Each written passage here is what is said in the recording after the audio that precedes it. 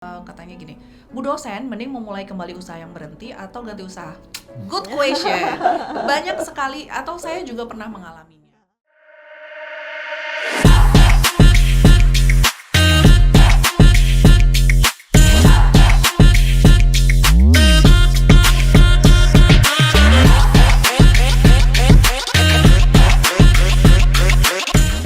Educating and Entertaining Radio. Halo, selamat siang Clickers, apa kabar? Kami dari Fakultas Hukum Universitas Nusantara kembali lagi hari ini untuk mengisi program Hitam di Atas Putih kerjasama dengan Klik FM. Dan seperti biasa di setiap minggunya kami akan membahas hal-hal yang memang selama ini menjadi pertanyaan di benak banyak pihak, tapi bingung nanyanya di mana begitu ya. Dan khusus hari ini FH tidak sendiri. Kami mengundang teman, salah satu kolega kami yang luar biasa keibuan dan juga aktif di dalam penelitian begitu ya. Namanya adalah Ibu Elo Damayanti, Sarjana Hukum Magister Manajemen. Selamat siang Bu Elo. Selamat siang Bu Dinda. Dan di sebelahnya kayaknya sudah akrab ini. Ini saya yakin nih mahasiswi kita langsung, oh my god, Pak Rian lagi gitu. Karena memang idola banget nih di FH. Adalah Bapak Febrian Rizky Pratama, Sarjana Hukum Magister Hukum. Beliau ini berdua ini adalah dosen di Universitas Nusantara. Satunya Fakultas Ekonomi, satunya Fakultas Hukum. Dan kenapa kami gabung begitu hari ini? Karena kita akan membahas tentang bisnis dan kontrak dalam bisnis. Nah kan. Oke, Pak Rian apa kabar? Baik, Bu Ninda. Baik. Oke, saya mulai dengan Bu Elo. Kan kita tahu ya, banyak sekarang ini sepertinya presiden dari zaman Pak Jokowi dan para menteri itu meminta kita untuk mulai membangun bisnis sendiri. Begitu ya? Betul. Simple saja, saya yakin pasti di antara Clickers ini ada yang pengen bisnis tapi bingung how to start. Ya kan? Sebenarnya apa saja sih yang harus diperhatikan gitu sebelum kita memulai satu bisnis? Ya, begini Bu Dinda. Jadi para pebisnis ini biasanya dimulai anak-anak muda ya. Betul. Anak-anak muda, jadi fresh graduate, mereka sudah pengen langsung bisnis gitu ya. Nah, sebenarnya di sini yang paling krusial itu adalah ide bisnis ya. Oh ya, Ide ini. bisnis. Kadang mereka itu FOMO. Bener. Ikut-ikutan ya. Bener. Ikut-ikutan satu kopi semua, satu misalnya Dulu teh semua teh begitu, semua, pokoknya ayam punya. pok semua. Kayak gitu. Nah, sebenarnya kita ide bisnis ini yang paling penting karena setelah ada ide bisnis harus ada riset pasar. Riset pasar. Sebenarnya apa sih yang dibutuhkan masyarakat, gitu kan ya. Nah, kaum muda ini ya, sekarang generasi Z ini yang banyak inovasinya ya, itu pertama harus melakukan riset pasarnya. Mereka mau siapa sih pasar target, Nih, segmen targetnya nanti segmen gitu ya. targetnya siapa gitu ya.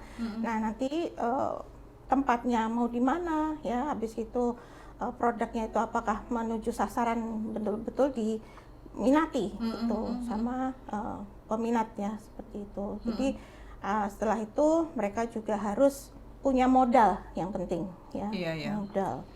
Walaupun banyak orang bilang sekarang bisnis nggak pakai modal, ya kalau di online iya, tapi kalau di offline jangan harap nggak pakai modal, Ya, gitu kan ya? betul. Walaupun Karena- modal bisa dengan berbagai macam cara, tapi butuh modal Ya, gitu kan butuh ya. modal. Nah, modal ini juga banyak ya, tadi seperti Bu Ninda bilang, modal yang pertama itu kita bisa dapat dari uang tabungan sendiri. Misalnya, alhamdulillah kalau masih ada uang tabungan ya, sekarang rajin nabung nggak ini generasi Z ini? Iya bener, bingung apa yang mau ditabung gitu. Perasaan kemarin ada deh, sekarang kok nggak ada ya? Numpang lewat. Nah, itu terus ada dari bank, dari koperasi gitu ya. Terus sekarang yang lagi tren itu adalah crowdfunding. Oh ya, crowdfunding, betul. Crowdfunding. Nah, itu adalah dana yang bisa didapat dari berbagai pihak dari segala penjuru ya. Benar. Nah, itu untuk menghidupkan satu bisnis tersebut. Betul. Itu juga lagi tren seperti itu. Terus apa yang harus gini, ketika saya mau running bisnis nih, saya mau cari mitra karena saya nggak bisa sendiri Ya, gitu ya. betul. Apa yang harus dipersiapkan kalau dari sisi manusianya begitu? Dari sisi manusia, maksudnya human resource-nya ya, Iya. gitu. Untuk memulai bisnis ini kita memang harus engaging ya, maksudnya kita harus mencari rekan kerja yang benar-benar satu frekuensi sama kita. Oh, itu gitu. penting ya. Penting ya. Dan juga di mana basic kita sendiri di bisnis kita sendiri itu sebetulnya harus dilindungi juga dari hukum. Misalnya kita harus mendaftarkan bisnis kita di hukum ya, misalnya dilegalisasi lah maksudnya gitu. Ya kalau itu CV Perusahaannya, ya atau betul. PT ya itu ada legalisasinya Terus ada. NIB-nya Nah, begitu, betul, jangan sampai betul. kalah. Jadi Jangan salah. izin-izinnya itu ada minimal ya, harus ada kepercayaan. Jadi antar individu ya, kita maupun partner kita itu saling percaya itu sih. Jadi memang harus mencari orang yang sama-sama dengan pemikiran kita gitu. Benar. Jangan lihat duitnya aja. Karena nanti perjalanan waktu pasti akan ada ada ide-ide baru. Kalau kita tidak satu frekuensi, maka apapun idenya tidak akan berkembang karena Betul. masing-masing akan mempertahankan egonya Pak Rian sekarang. Oke, Pak Rian. Kalau ini kan kita masih membahas tentang sebelum running bisnis. Ya. Tadi Bu Elok mengatakan legalisasinya lah, semuanya lah gitu. Kalau dari sisi hukum apa yang harus disiapkan? Jadi gini Bu Ninda, kalau kita mengenal hukum itu setiap langkah bisnis adalah langkah hukum. Betul. Kalau kita melihat running bisnis yang jelas, kita harus memperhatikan rambu-rambu hukumnya seperti apa. Contohnya tadi crowdfunding, pasti di dalam crowdfunding pasti ada namanya hubungan antar para pihak. Nah, hubungan antar para pihak itu dihubungkan dengan namanya hukum perjanjian atau hukum kontrak. Nah, itu yang paling penting dari sisi membangun perusahaan, bahkan PT pun itu membuat perjanjian antar orang minimal 2 orang. Oh iya betul. PT itu didirikan dengan perjanjian. Betul. Tidak ada PT kalau tidak sebelumnya ada perjanjian begitu. Betul Oke, sekali. oke. Itu kan diatur dalam Undang-Undang Nomor 47 tahun 40 tahun 2007 maksud saya. Ya. Sedikit terlibat ya. Terus apa lagi? banyak. Terus Nah itu, jadi kalau kita sudah buat perjanjian, baru kita akan mendaftarkan. Nah sudah ada modalnya, para pihak sudah sepakat untuk berjanji membuat perusahaan. Nah kalau sudah buat berjanji, kita daftarkan ke Kementerian Hukum. Nah sekarang kan kita kalau melihat di Undang-Undang Nomor 6 tahun 2023 tentang Cipta Kerja, itu penetapan peraturan pemerintah tentang Cipta Kerja, kita daftarin aja, udah keluar tanda terimanya, udah jadi PT. Dulu sekarang seperti itu kalau kita mau mendaftarkan PT. Sebelumnya itu kan harus keluar dulu pemberitahuan dari Kementerian Hukum. Iya. Baru sertifikatnya baru didirikan. Benar. PT-nya tuh baru berlangsung kalau sudah ada sertifikat dari Kementerian. dulu Sekarang dipisah antara PT itu diakui berdiri dengan PT itu boleh beroperasi. Iya. Begitu. Kalau sekarang jadian satu ya? Iya, dari satu. Sekarang udah kita daftar terus keluar tanda terimanya itu sudah bisa menjadi PT. Iya. Udah dirubah. Iya, iya. Sejalan sama Undang-Undang Cipta Kerja memang Iya, ya. betul. Kemudahan berusaha. Ease Kemudahan of bisnis. doing business. Iya. Wah, ingat saya. Oke, terus berikutnya kalau kita bicara tentang perjanjian nih, biasanya kan memang benar ya kalau kita Prof Yuda kan selalu Iya. bilang perjanjian kontrak itu always in the field of business katanya Iya, begitu. betul. Yuk, kalau kita bicara tentang perjanjian di dunia bisnis, apa saja yang harus diperhatikan? Oke. Pertama tentu kita harus melihat rambu-rambu yang diatur dalam Kitab Undang-Undang Hukum Perdata. Yang paling penting dalam membuat bisnis, apa sih syarat sahnya perjanjian itu dulu. Soalnya kalau kita tidak memenuhi syarat sahnya perjanjian, itu Perjanjian segala tidak sah. perjalanannya itu nggak sah gitu loh. Nah, betul. itu kan harus dilihat itu dulu. Jadi kalau perjanjian itu sebenarnya diatur di dalam pasal 1320 Kitab Undang-Undang Hukum Perdata atau BW ya. Bergelut Wetboek. Nah, itu bahasa Belanda. Nah, di situ diatur ada 4 syarat sah. Yang pertama itu adanya kesepakatan, kedua adanya kecakapan, ketiga ada objek tertentu, dan keempat itu adanya kausa yang diperbolehkan. Nah, jelas kesepakatan itu berarti cocok antara penerimaan dan penawaran. Nah, kedua cakap, orangnya cakap nggak?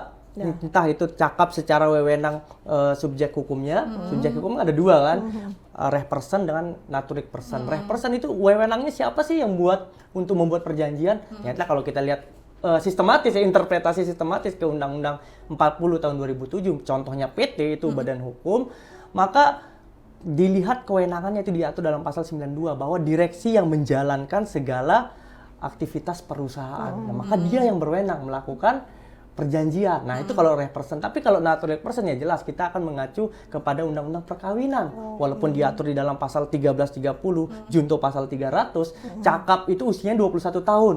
Tapi ketentuan itu udah dicabut sama undang-undang perkawinan.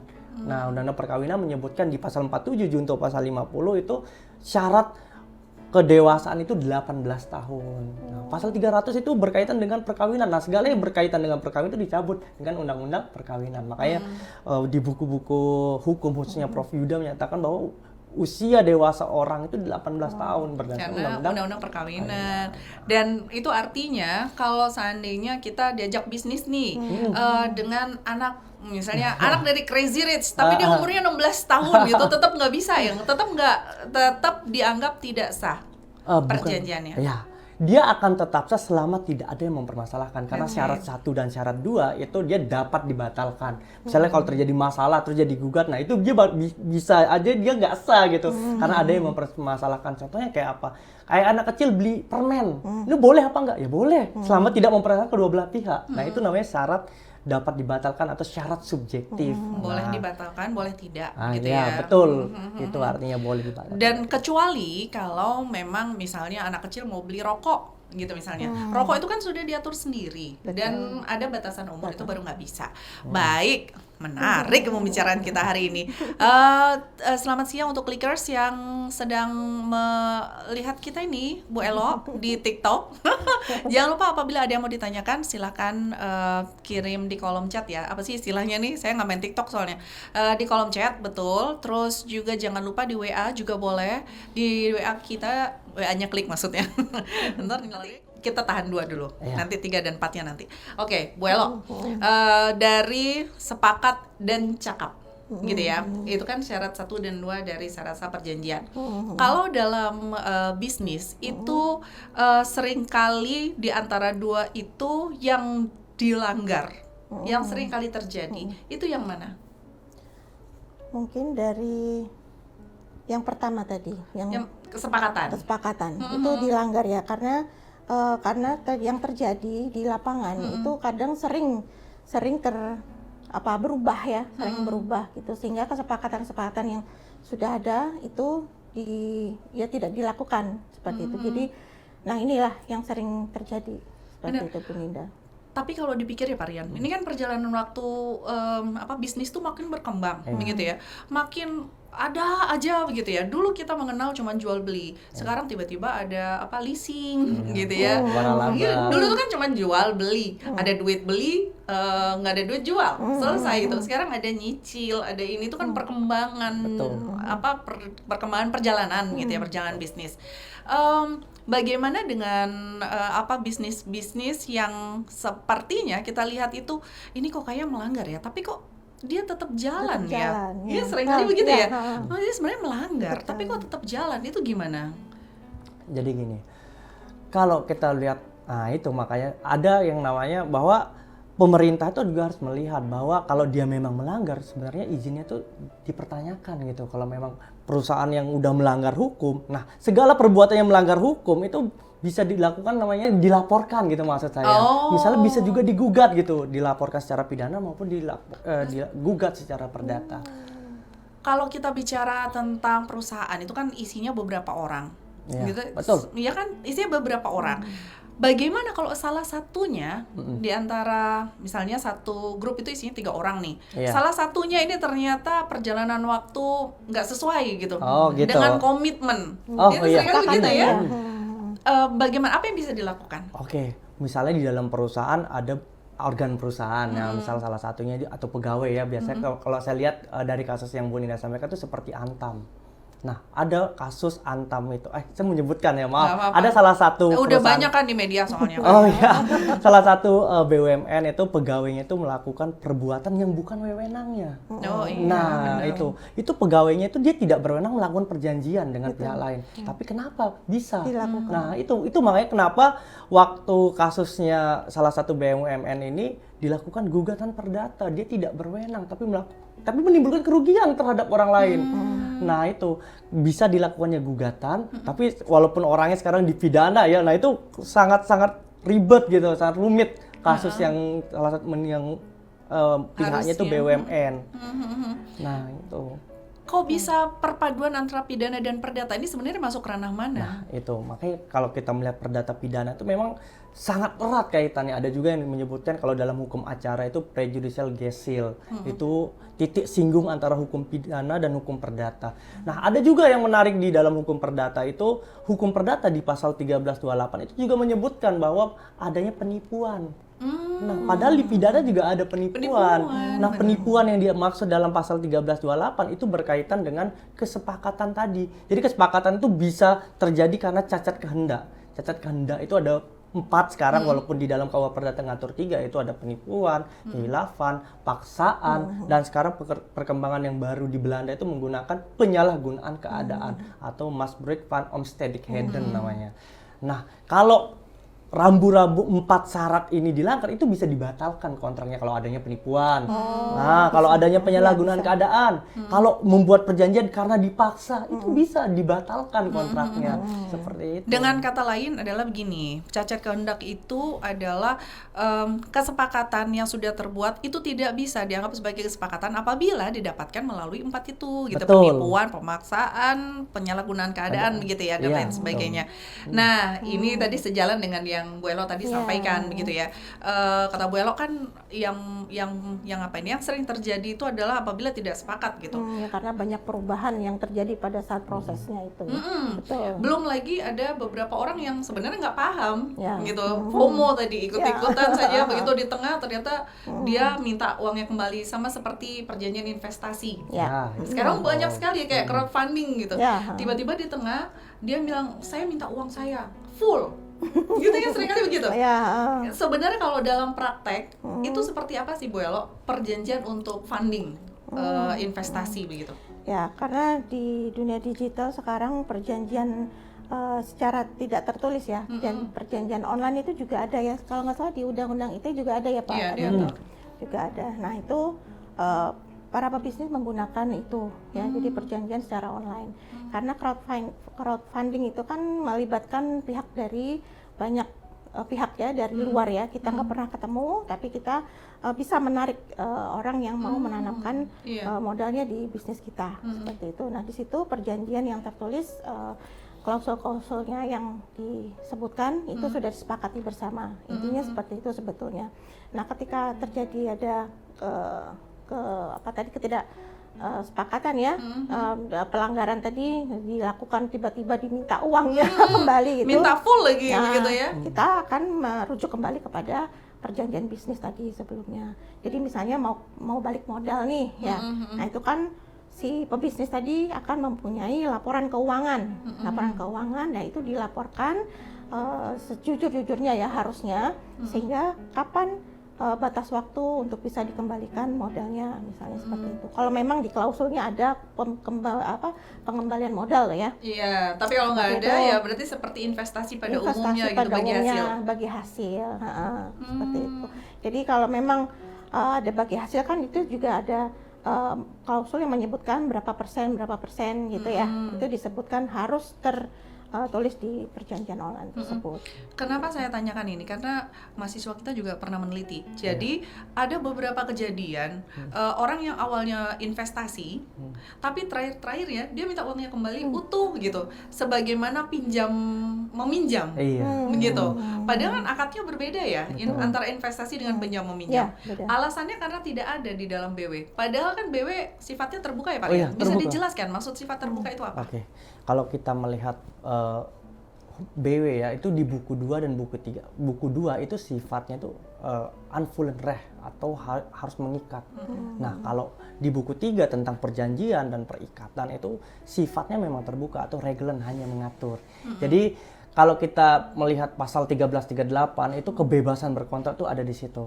Nah, jadi para pihak itu boleh menentukan apa saja yang menjadi klausulnya, siapa saja dan kapan saja. Nah, itu makanya kenapa di kontrak itu dia sifatnya terbuka. Tapi tetap tidak jauh dari pasal 1320. Boleh bebas, cuman nggak boleh melanggar yang diatur dalam pasal 1320. Dan tentunya Bu Ninda, kita harus juga mengacu ke pasal 1337 yang melanggar, nggak boleh, yang saya maksud itu tidak boleh melanggar peraturan perundang-undangan, ketertiban umum, dan kesusilaan. Nah, itu rambu-rambu kebebasan berkontrak yang dimaksud. Sisanya, kalau selama tidak melanggar, aman gitu ya. Jadi, dalam perjalanan waktu, Clickers, apabila Anda ingin membuat perjanjian tentang apapun, jangan khawatir.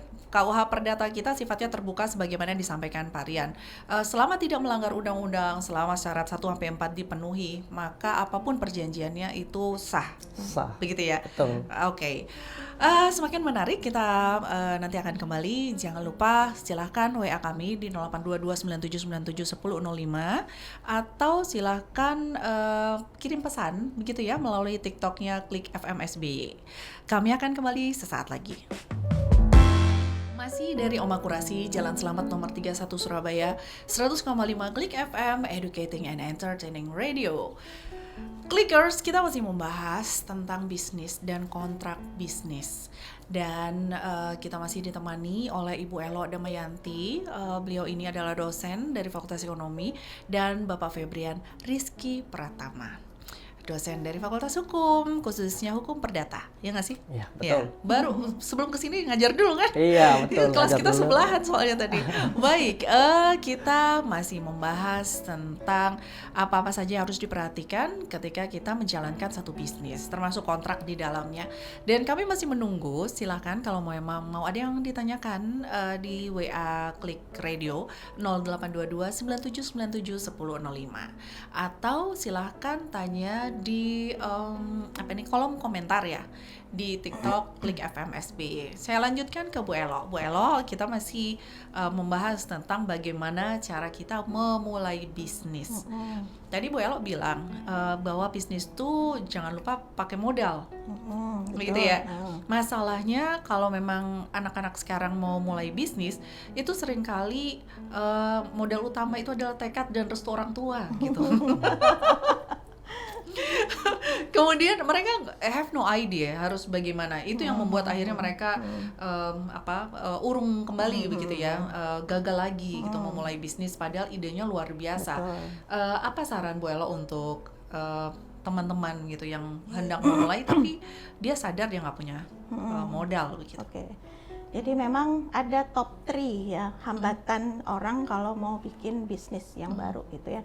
Pertama tadi modal itu yang pertama, kedua kurangnya pengetahuan ya, intinya dari mulai ya, dia tidak tahu bagaimana harus memulai, nah itu dia kurang pengetahuan. Yang ketiga itu adalah persaingan ketat ya. Nah, yang ini yang modal ini yang pertama kali tadi kita sebut adalah permasalahan utama ya.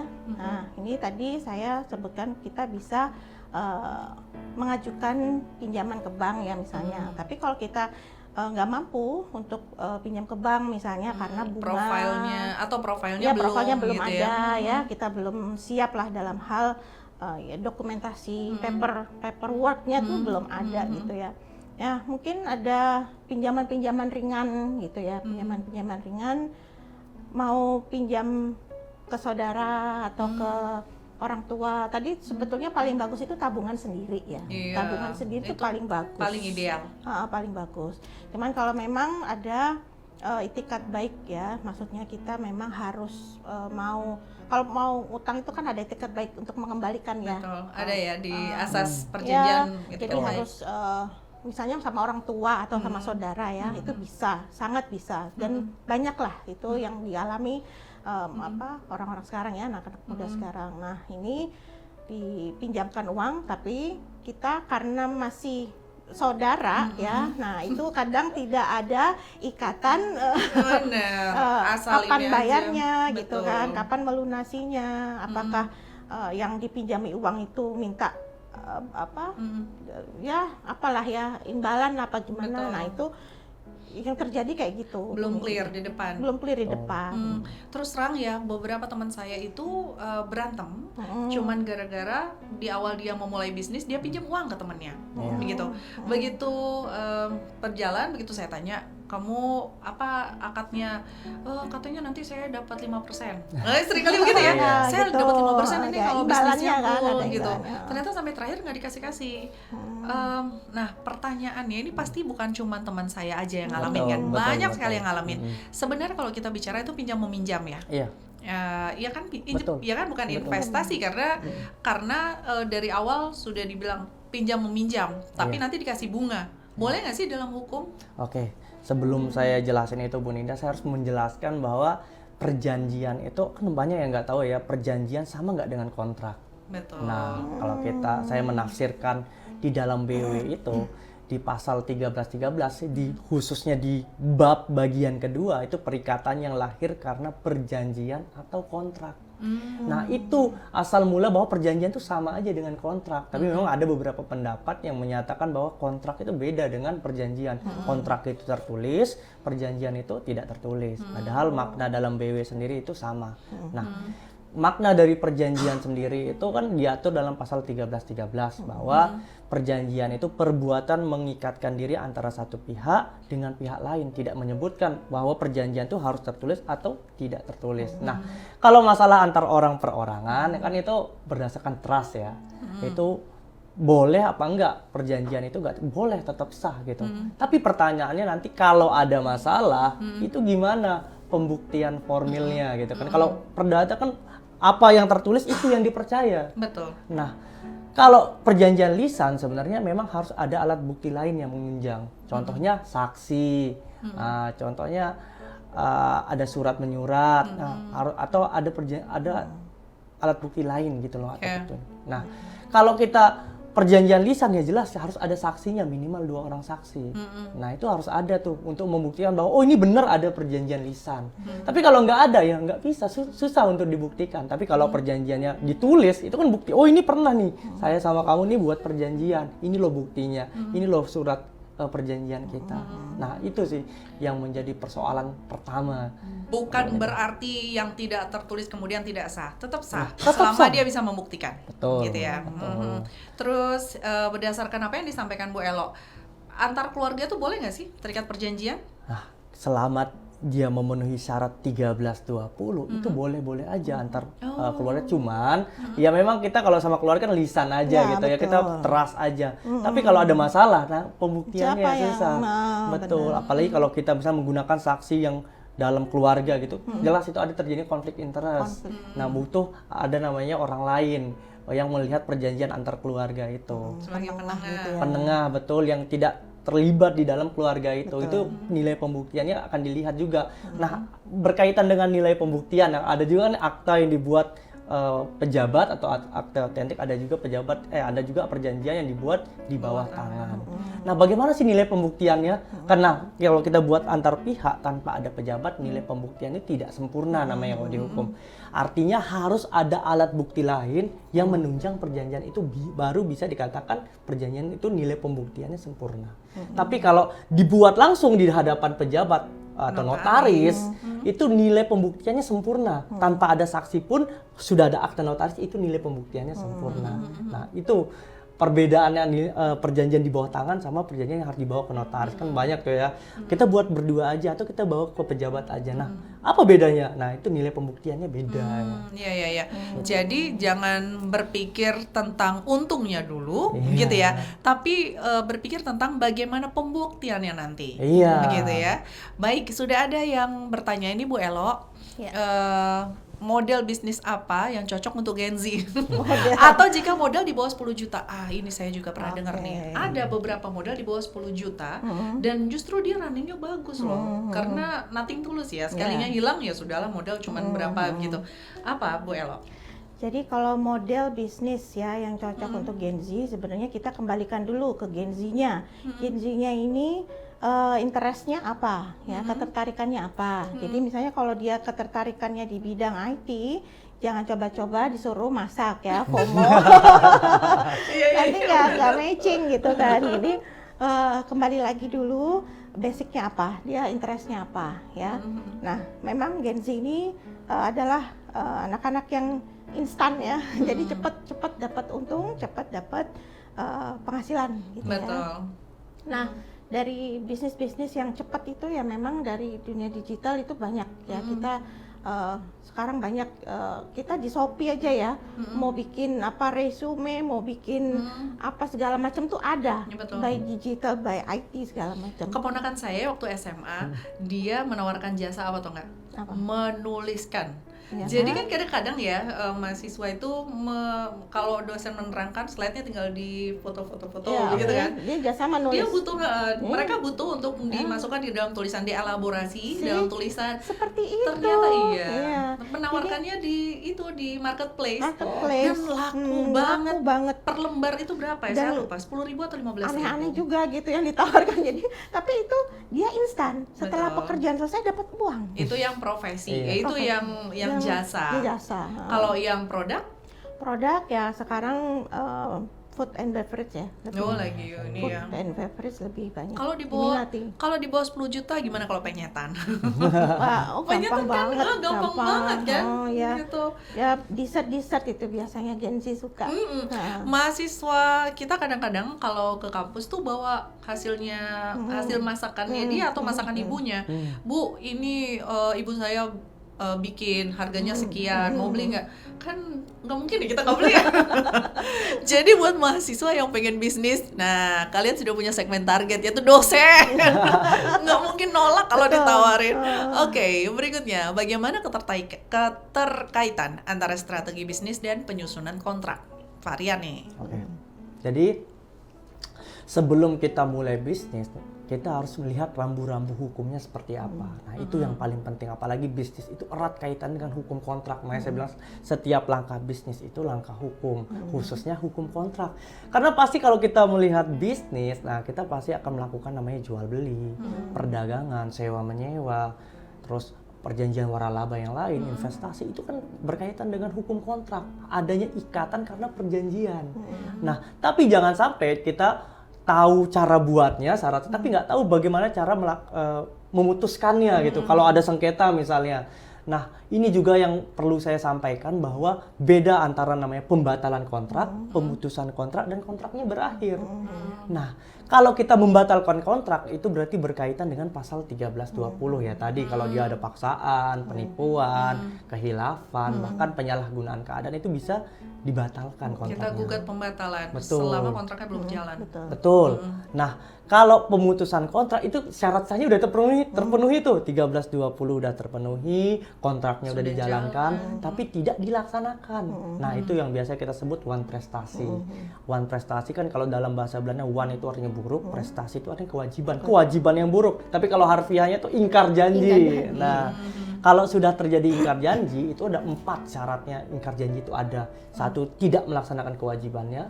Kedua, melaksanakan tapi terlambat. Ketiga itu melaksanakan tapi tidak sempurna. Keempat, melaksanakan yang dilarang dalam perjanjian. Nah, itu ada 4 syarat terjadinya wan prestasi. Nah, itu kalau udah terjadi wan prestasi maka namanya itu pemutusan. Nah, tapi kalau pengakhiran, nah ada akhir nih. Jadi batal, putus, akhir. Nah, kalau akhir itu diatur dalam pasal 1381. Contohnya apa?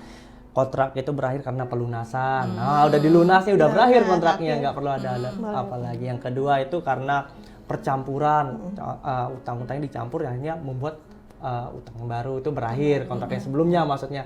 Yang ketiga itu ada banyak ya. Yang ketiga itu inovasi atau pembaruan utang. Ya, utang yang lama dibarui jadi utang yang baru. Misalnya kemarin utangnya 2.000, ya udah saya utang lagi gitu. Jadi utangnya nambah 3.000 jadinya 5.000. Nah, yang lama itu yang maksudnya berakhir gitu. Jadi Ada yang baru. nah, dan yang lain-lain. Nah, itu yang Jadi dengan kata lihat syarat sah perjanjiannya sudah dipenuhi atau belum. Yang kedua, model kontraknya gitu ya. Betul. Karena masing-masing kontrak itu memiliki karakteristik yang berbeda gitu. Itu disesuaikan saja dengan strategi bisnisnya.